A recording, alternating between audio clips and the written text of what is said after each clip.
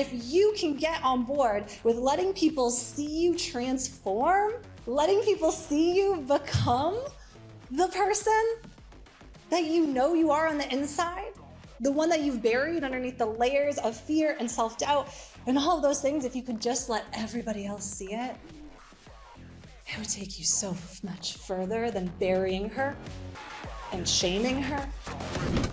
If you've ever looked at creators like Alex Hormozi or Cody Sanchez and thought, how on earth do they create so much content so consistently? The answer is actually pretty simple. They have teams. And that's the thing most people don't realize about visibility. At a certain level, it stops being about talent and starts being about infrastructure. Because the truth is, you don't need more ideas. You need more capacity. And that's exactly why I'm so excited to tell you about Workplay. For only $497 a month, Workplay gives you access to a global network of creators who essentially become your on-demand media team. Every quarter, you get a 7-hour brand shoot, photo or video, anywhere in the world.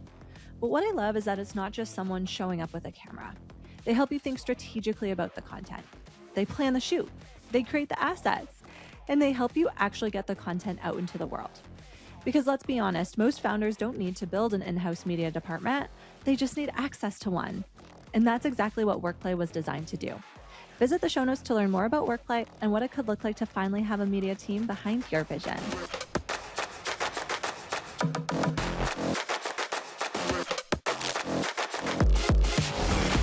What's up, you guys, and welcome back to a very, very extra special episode of the Fame Ready podcast. Yes, this is the podcast to show you that anything is possible, so it was only right that I share my keynote from Big Brand Energy Live 2026, the room that shows female leaders that anything is possible. So the keynote that I did at this year's event was called The 7 Deadly Sins of Visibility, and it really means a lot to me. Okay. When I came up with the concept for this keynote, I don't even know where the idea came from. I just knew that I didn't want to give a talk about like PR or personal branding in the sense of like how to do it. And the reason why is because Big Brand Energy is not really like an event for beginners. Most of the women that come to Big Brand Energy Live, they already have an amazing online presence, okay? They have the business, they make the money, they are doing the things.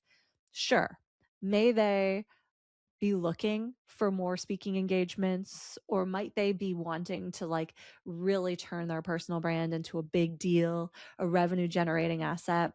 Of course, but they're not beginners.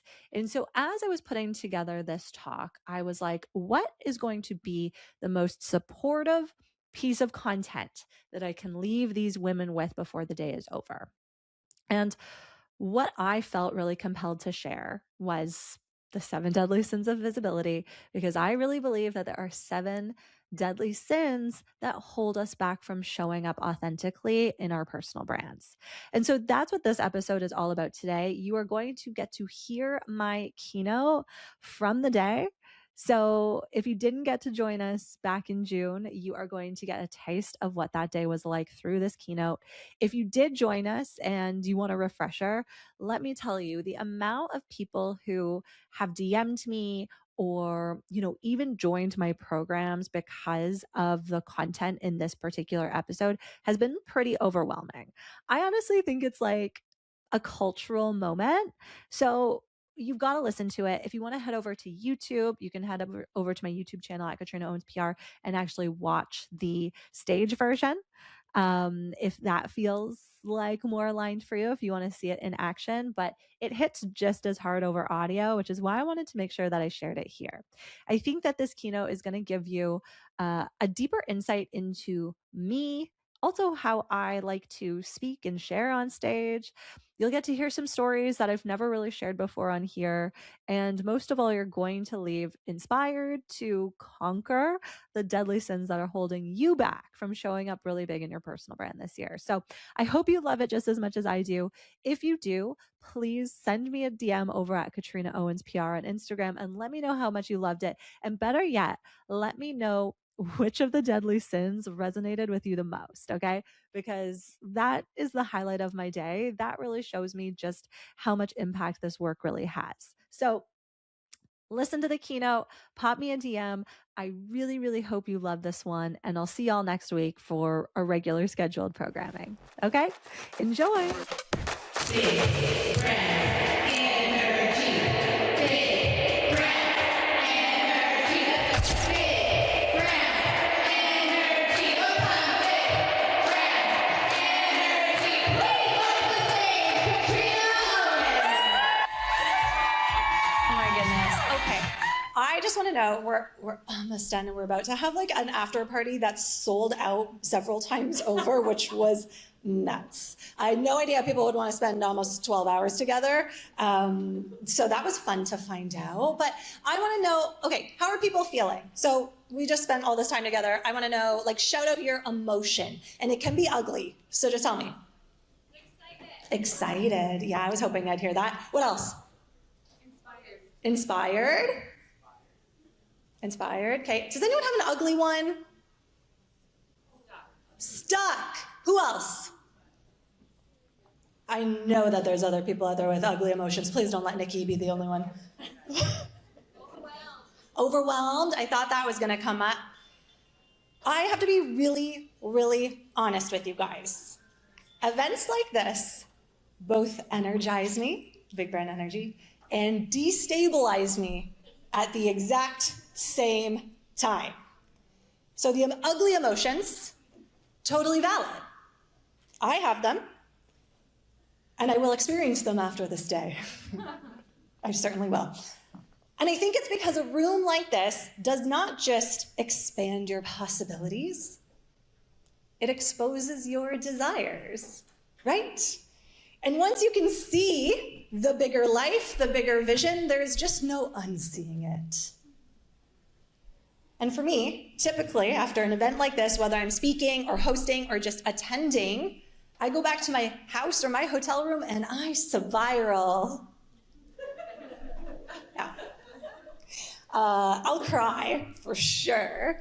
I usually try to calculate my ROI, and it's like, the bodies are still warm. Like, you're trying to calculate the ROI, and you have not even packed up your luggage to leave yet. But I start to question, was it right to come here? Was this the right investment? Am I just spending money to, like, wear cute outfits on stage?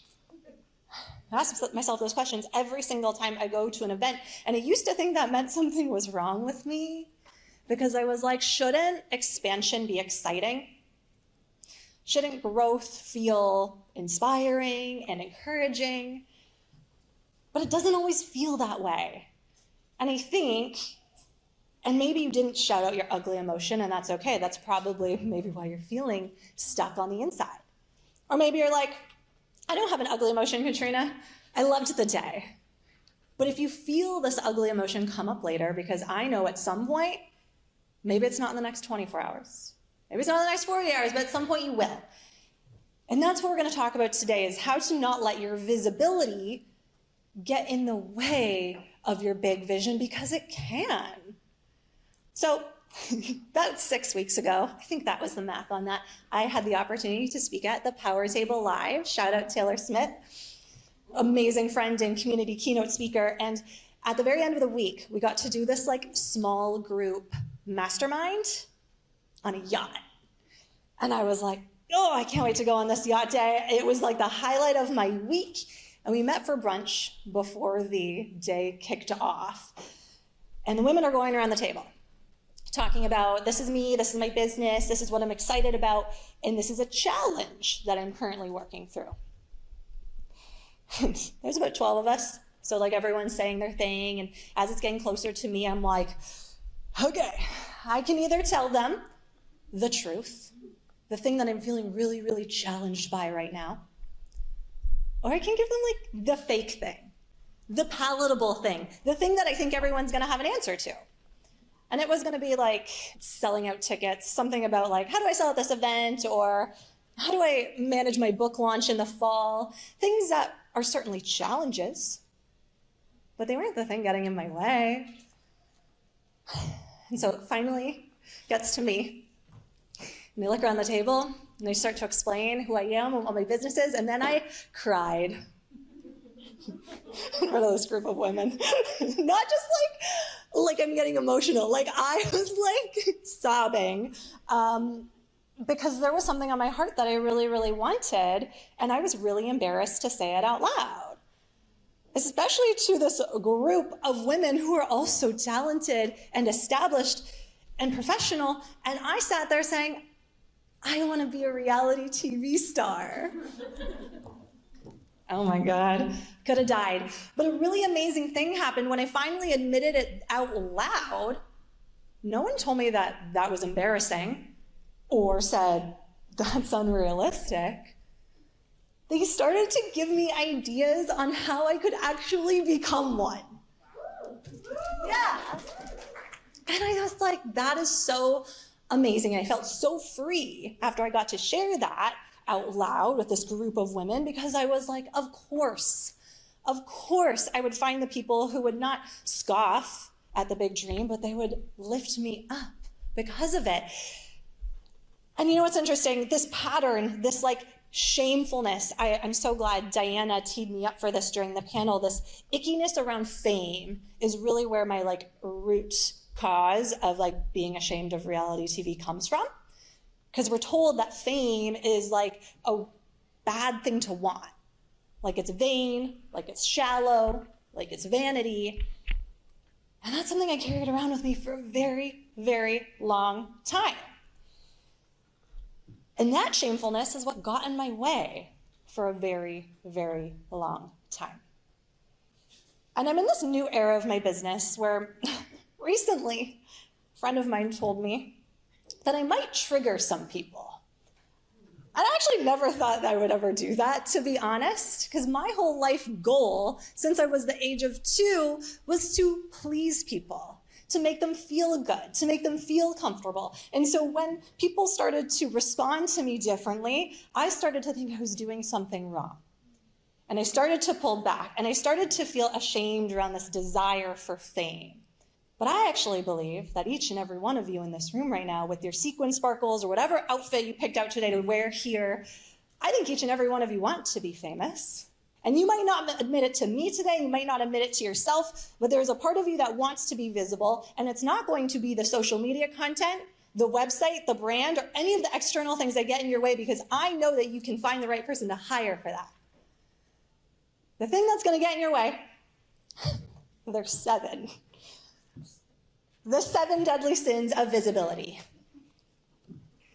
So the first deadly sin of visibility is lust. And this is not like sexual lust. This is like longing for the things that we won't say out loud. This is me sitting at that table at brunch before the yacht, crying about wanting to be on reality TV, not because I didn't know how to do it, but because I was embarrassed.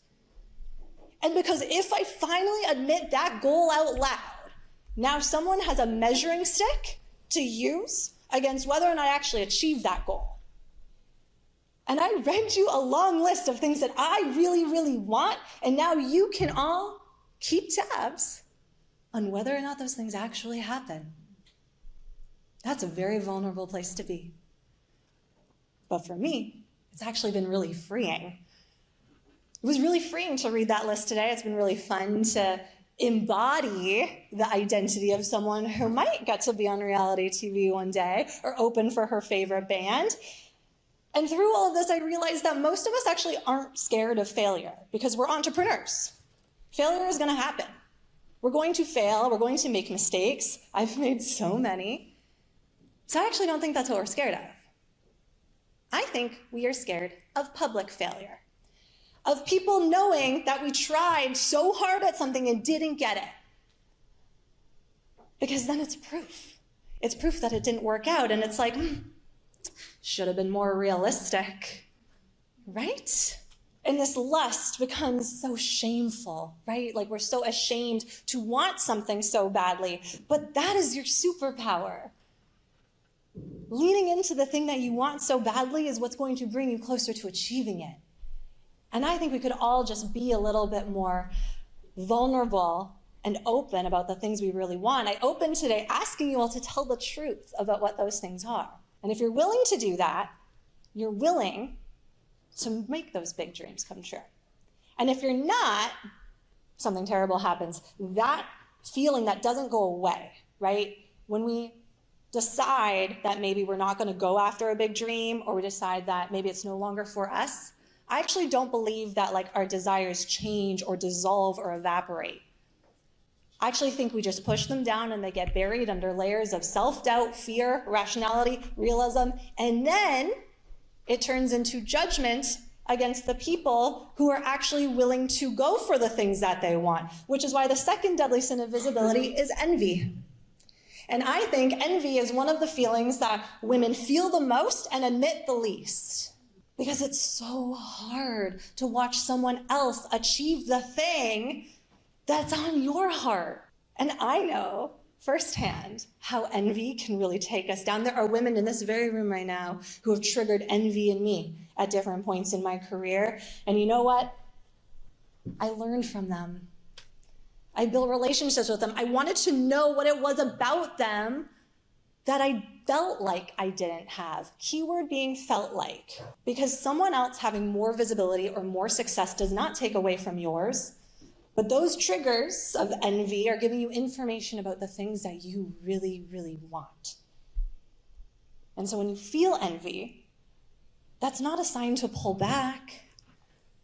That's a sign to explore and to lean in and to really learn what it is about that person that's triggering that emotion, and what can you bring to life because of that uncomfortable envy that happens. And so once we have this envy, and maybe we're like, okay, Katrina, well, I'm learning from the people. You know, I'm learning why the envy is triggering me, but you know what? Now I'm feeling really shameful that I want all of these things. Who has ever felt like they shouldn't want so much? Like they should just be grateful for what they have? Greed. But not greed in the traditional sense. I actually think the third deadly sin of visibility is actually shame for wanting more. Because at some point, you are going to tell yourself, shouldn't this be enough already? Shouldn't I just be happy with what I have? And listen, gratitude is beautiful, it's so important. But gratitude and expansion are not opposites. You can deeply appreciate your current life while still striving for something bigger or different. But the more that we ignore this shame for wanting more, the more that we actually pull back from going after what we really want. And I did this because what's so interesting about my journey is I had a decade-long corporate career where I was helping someone else to build their business, several, and then I left and I started an agency, and I was getting other people seen, featured in places like Vogue and People magazine. Some of my clients have been on TV multiple times per month. And meanwhile, I really wanted those things. But I was so embarrassed for wanting more. Like, shouldn't I just be satisfied with the business I already have? And if I would have let that greed or that shame hold me back, I wouldn't have been able to go on to create this new identity. And if I would have let this shame and this greed get in my way, well, it would have led me to the next deadly sin of visibility, which is sloth. But I don't think this is sloth in the traditional sense, because I don't think any of you guys are lazy. Let me make that clear. When I say sloth, I actually think this is productive avoidance. Someone said it earlier, we distract ourselves with the busy work, the productivity, the certifications, because we think that that's what's going to make us legitimate enough to go after our dreams. What's been really interesting about planning this event is it's kind of cracked open some like old memories of mine. So I started my career when I was 21 years old in sports media. I was working in the professional golf industry. Don't ask me how I got that job. I could not swing a golf club. But I could see what was in front of me. I see that I had an opportunity to maybe become one of the first Canadian women to commentate professional golf. I even had a first round interview with TSN, and I didn't go to it. because I had a boyfriend that wanted me to stay in Vancouver instead of move back to Toronto, where I grew up, outside of the city. So in 2019, about 5 years after I had kind of put my sports media dreams away and started working my way up the corporate ladder, I was working in commercial property management as a marketing director, which sounds so boring to say out loud now. I was having dinner with a friend of mine who had everything I ever wanted in sports media. She was working with top teams in the NBA and the NHL, had brand partnerships with Nike and Adidas. She was going to the coolest events, speaking on global stages. And we were having this dinner, and she was catching me up on everything she had been up to, and I was filling her in on what I was up to, and I looked at her, listened to her long list of amazing things, and I said, I just don't think I want those things anymore. I just like having a private presence. I don't want to do Instagram content. And it was such a good lie. I even believed myself. Of course I don't want those things anymore. I've evolved. I have a corporate career. And now, I'm sure we can all tell, I actually really did want those things. But I was hiding in my corporate career because I did not think that they were possible for me. And I see women do this all the time. They build the agency when what they really want is the personal brand. Or they build a mastermind when what they really want is to get paid to speak on a stage. They build the rational thing, the realistic thing, the legitimate thing, all in quotation marks, don't have that many hands, because they think that is what will finally legitimize themselves so they can then build the personal brand and speak on the stage, be a reality TV star. We hide inside certifications, time blocks, busy work, when you could use that time to go after the thing you really want, but it's just scary.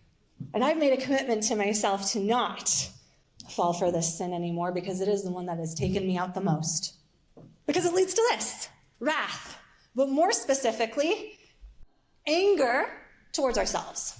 So someone came up to me earlier today and they're like, I love that everyone's sharing numbers. I love that people are being really honest about the amount of debt that they had, or the amount that it cost to run an event, or, Stacey saying that she had her first 7-figure exit on stage. Badass. And I think it's really important to talk about numbers. So what I will say is, about a year ago, I took out a business loan that absolutely changed my life. $60,000. And at the time that I got this business loan, I was really excited. I felt free and expanded, and like I could finally get all of the things that I wanted to do in my business. The travel, the content. I was so excited. But a couple weeks later, that excitement turned into resentment towards my previous self. I was telling myself things like, oh my God, you should have been better with money. How irresponsible. How could you have let it get so bad that you needed support? And instead of being excited about all of the things that I was about to accomplish with that business loan, a world speaking tour, billboard in Times Square, a brand that was actually taking me places, I was just really mad that I had to do it in a way that I felt was really, really unconventional. Because no one likes to talk about how they do it. No one likes to tell you how much it's going to cost to take the big leap. And the internet has made this so much worse, by the way, because everyone shows up and says, you can manifest an entire new life overnight. Just manifest harder. Tried that, didn't work. No one is gonna leave this room today with exactly what you want tomorrow. There was a part of me that wanted this event to sell out like in a day, Eras Tour style. Yeah, Taylor Swift, we love her.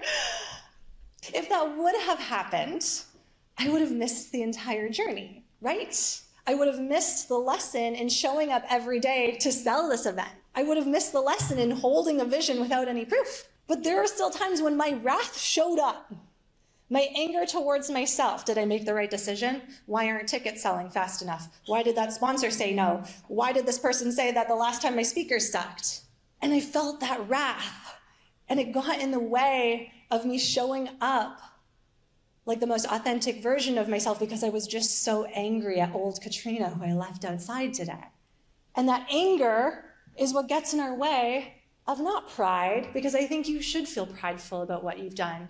For me, the sixth deadly sin of visibility is actually the fear of celebrating transformation. It's the fear of letting someone see you when you haven't fully become the person you want to be. So for those of you that follow me on social media, you'll know I started doing something crazy, sharing my singing lessons online. And so I started doing this not because I think I'm an amazing singer, okay? Let's be clear. I was actually surprised when someone messaged me to say, voice of an angel. I'm like, oh, honey, compliments will get you everywhere. But I've been sharing them because one day, when I inevitably have my indie rock band and we open for my favorite band and win awards, I want people to know where I started. I want people to know that I started actually at my very first singing lesson back in October, after the last Big Brand Energy event, with my vocal coach, who asked me, what do you think your biggest block is around learning to sing? And I said to him, the fact that I'm going to have to sing in front of you at some point in this lesson. It's terrifying. And so 9 months later, or however long it's been, to now share those lessons, unedited, on the internet, has been a really freeing process because I'm willing to be seen in my transformation, willing to be seen in the becoming, willing to be witnessed. And I think that if you can get on board with letting people see you transform, letting people see you become the person that you know you are on the inside, the one that you've buried underneath the layers of fear and self-doubt and all of those things, if you could just let everybody else see it, it would take you so much further than burying her and shaming her. So finally, there's one more deadly sin of visibility that I have to tell you about before you go, because this is where either everything unfolds today and it becomes the day that changes everything, or it doesn't. Nothing bad will happen, but maybe nothing amazing will happen either, and that would be a shame. And the seventh deadly sin of visibility is gluttony. But I don't think that this is like going to your hotel room and binge eating like a bag of chips or like drinking a bunch of Coca-Cola, because that is exactly what I'm gonna do with no shame. When I talk about gluttony, I actually mean the endless consumption of inspiration without taking any action.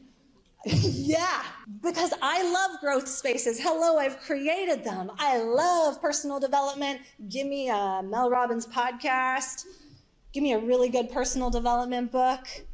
I'll consume all of it. But at some point I had to realize that consuming inspiration was not the thing changing my life. Action was. And action is never going to feel clean. It is never going to feel safe. It's going to feel messy, like Ashley mentioned earlier when we were talking about the panel, right? So I did a crazy thing about a month ago. I feel like a bunch of crazy things happened about a month ago, and that just shows you the ride I've been on. But I was invited to join a membership organization that I had to interview for. And I didn't really know what I was getting myself into, but I knew I was going to be surrounded by founders who have built 7, 8, 9-figure businesses. And I heard that they could really use my help. And I had to go through one interview, and then I had to go through a second interview. And I actually didn't think that they would let me in, but then it turned out I was accepted for the price tag of $13,000. And I said, here's my credit card. I'm looking for my mentors. They're not in the room. Perfect. I said, here's my credit card, because you know what? If I say no in this moment, I am turning my back on the person I want to become. All of the inspiration I had consumed about becoming her, stepping into your future self, breaking the habit of being yourself, whatever title you're consuming right now, at some point, you need to put that into action. And so I handed over my credit card. And it was the most I'd ever processed in a single transaction. Actually, I didn't even know if it was going to go through, but it did. And since that day, I have met the most incredible people. I have met people who have happily contributed to the swag bags. I have met people who have become one-on-one clients so quickly, without questioning, without negotiating. And I realize it's because I finally elevated to the level I was meant to be. It just meant taking action and a little bit of a risk. And that really is what big brand energy is, right? It's becoming not a new version of yourself or not somebody different, but the version of you that knows she is capable of holding it all.